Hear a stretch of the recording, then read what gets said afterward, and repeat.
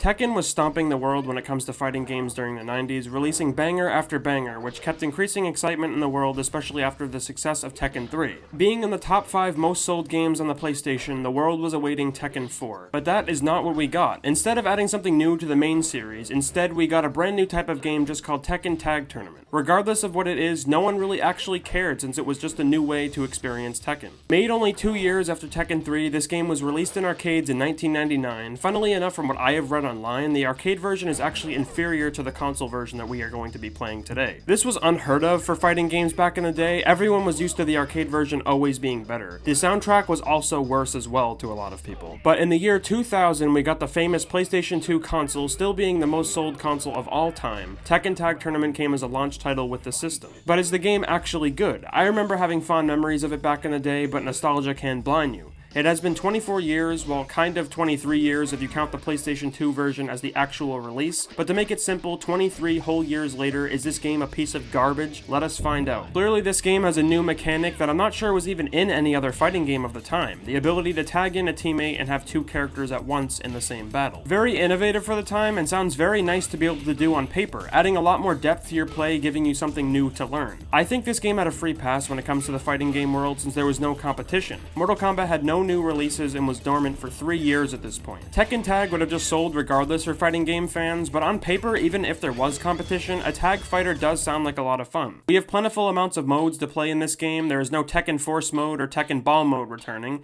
Team battle, survival, time attack, traditional arcade. Plus, if you hate the tag format of the game, you can just play regular 1v1 fights, which is nice for everyone to play how they actually want to. Starting the game off with a crazy 20 characters to play as. To my knowledge, there is only one new character in the game, which is the final boss. We can see there are some to unlock with the 12 empty spaces, so there's 32 characters in this game. Jiminy Cricket, like that is a lot of characters. I neglected Heihachi in the last Tekken 3 video, so I have to pick him. Then I will pick Jun as well since he is one of my favorites. This game looks very similar to Tekken 3, even some of the character models are identical or look very similar to the previous title. I have no problem with that at all since their designs in that game are some of my favorite looks in the entire series. Everything feels practically the same aside from the tagging as we mentioned earlier. If we press R1, you have a second character you pick to come out and you're able to use them until they get low and switch back at your choosing. You have 2 life bars in this game. Looking towards the character's health bars, there is a lighter red bar. When your character is tagged out, we will call it resting. They will slowly regenerate their health until their light red line is filled up. The dark part is just the lost health that they cannot get back.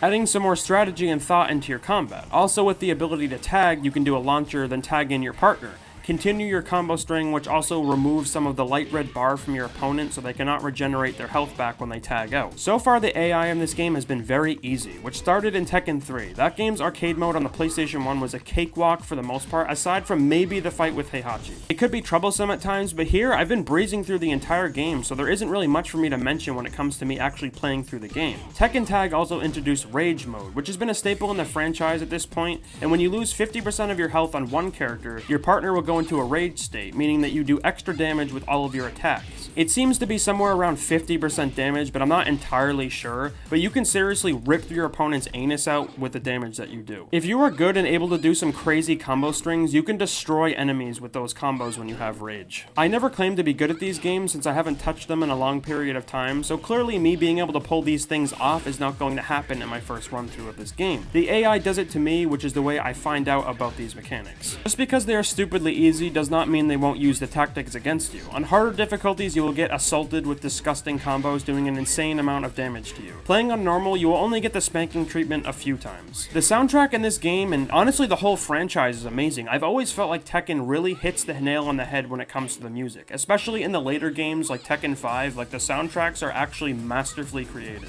There's a very good variety of music fitting with all of the stages, with some of these stages actually returned from Tekken 3. That can be a complaint to some people. For me, honestly, as long as they're not all remakes, we're good. The models were already reused for the most part, we don't need the stages to be too. I've always enjoyed Tekken more than Mortal Kombat simply due to the fact that this game feels more skill-based to me. These games always have a lot more depth, constantly evolving to make the experience of the game feeling more fleshed out and rewarding for you to play. Even in single player, the fights are more possible since if you're a skilled Tekken player, these really won't be a problem for you regardless of how hard the fights can be. Yeah, the AI can be cheap at times, but if you play something like Mortal Kombat 2, Ultimate Mortal Kombat 3, even Trilogy, that was not even released in arcades by the way, there's just no skill level involved there, it's just all exploitation, making the experience of those games extremely boring to me. But that disgusting AI nonsense can happen in these games too, it's just not as bad. So of course, this is where we have to mention the AI again. So far up to this point, it was a little too easy, like way too easy. I'm pretty sure I only lost one round throughout my entire run, maybe a few more, but all I can remember is probably like one or so. But when I made it to stage 7, this is where it happened. The game just became completely fucked out of nowhere. These two assholes kept beating me over and over again, blocking everything I do, countering everything, and look, I said earlier I'm not the best Tekken player, but I feel like I'm at least alright for not playing these games for a long time. Most of my moves I use come off of memory from what I used to do when I played fighting games a lot back then. I used to live and breathe fighting games back then until I got into first-person shooter games and that whole thing took over for me. I'm somewhat competent still when it comes to understanding how to play fighters, it's just the execution that's lacking for me. Tekken keeps moves from game to game, which is how you see people being able to play these games for so long. Like Heihachi, Kazuya, Paul still have moves in Tekken 7 that they had in Tekken 2. You always feel like you're learning something that matters, since in the next installment you will be able to play as the same characters again, remembering some moves, picking up the new ones, and allow you to excel right from the get-go. So investing time in fighting games always felt worth it to me. Like of course I remember the electric, the hell sweep, stuff like that. Obviously I'm not cranking out perfect electrics like it's no one's business, but I at least know how to do them. But even with my prior knowledge, nothing I could do was working. Jin is just this powerhouse of a disgusting, filthy character doing some combos that remove half of my life bar almost instantly. In this game, if one of your character's health goes all the way down, you lose the round, so you have to be careful of that while you play. You can try your best to thread the needle and gamble with low health like I did, but once you get hit, then you lose the round, and it kind of sucks. Some people thought like, you know, maybe you could lose both of your character's health bars, but it would probably end up being a little obnoxious and annoying if you had to kill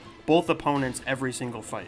Needless to say, this just became fucked out of nowhere. The difficulty spike just came out of left field. I spent more time on this fight than the entirety of the arcade mode. If this shit was not here, I would have finished it in under 10 minutes for sure. But thinking to myself, this is a fighting game against AI, not a human being. I have to think like a complete dumbass and this will become very easy. Playing Tekken 2 through with June, the spinning kick move worked really well as an exploit against the AI in that game. Surely enough, it works here too. For some reason, the AI don't want to block it a lot of the time. I don't really understand why. That question remains, like, why? Just don't get it, right? But this is what you have to do to win in these fighting games sometimes. It's just disgusting, and I hate that AI bullshit. That's why playing fighting games against human beings is always more enjoyable than playing it against AI, like infinitely. Now Unknown is the final boss of the game, which I believe is a corrupted version of June, or at least that's my best guess since we have the same fighting style, similar moves, but she has a wolf and I have an iron grandpa. You can also take moves from other characters, I think. She had a sword out at one point, so I'm assuming Yoshimitsu's fighting moves were in there somewhere,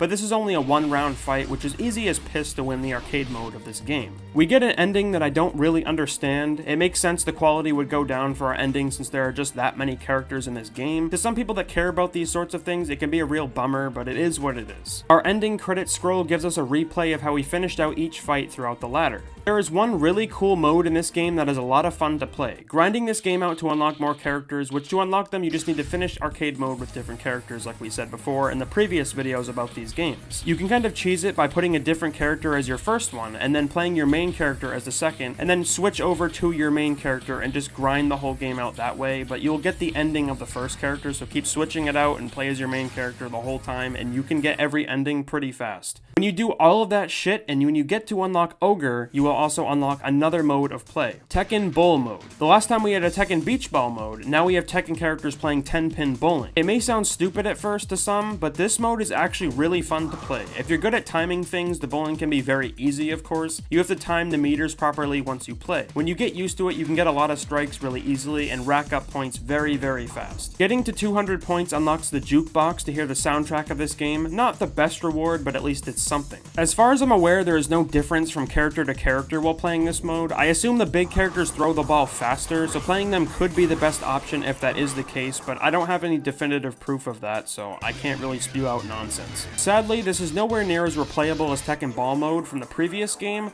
I appreciate them trying something new and fun to stick in the game as a side mode, though.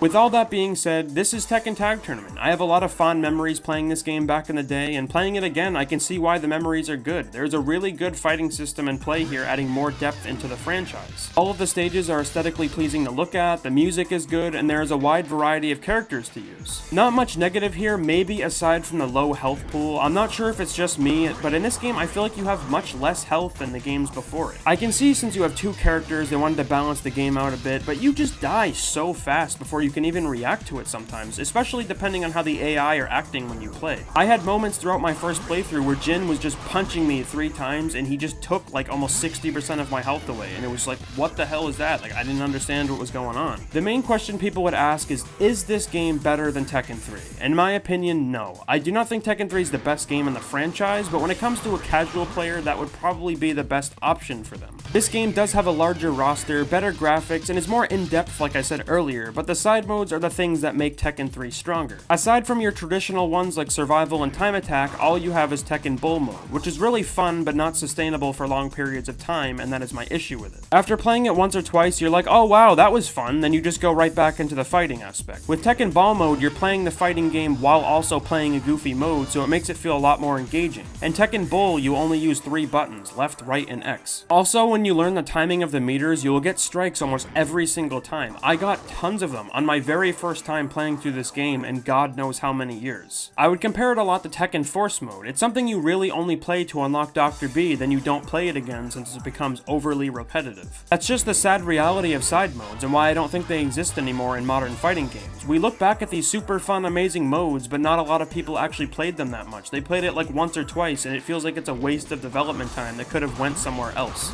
Like, instead of working on this, imagine if they spent more time working on the endings for the characters, making them feel more rewarding. Granted, I know this game is not canon. It still would have been nice to have some voice acting, something at all to go off of. They all play out essentially the same way with the exact same soundtrack used for all of them. Thankfully, this game does not need much of an improvement since it's a really good fighting game on its own, and I would tell anyone to give this game a try or go back to it. Surely you will have fun, plus the unlocking of the characters makes your experience more enjoyable, keeping you coming back and wanting to get them all. This is the end of the classic Tekken game era of the 90s. The next game in the series we will look at makes a turn for a more serious look at the characters, starting the real PS2 era of fighting games.